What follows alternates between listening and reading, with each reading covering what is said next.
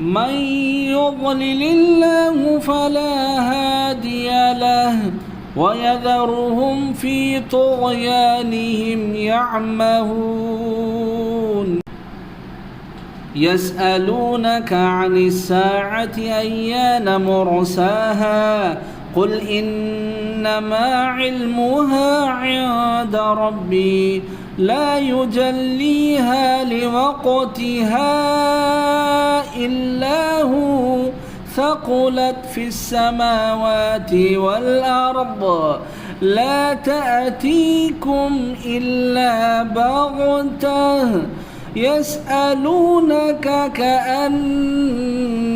حفي عنها قل إنما علمها عند الله ولكن أكثر الناس لا يعلمون.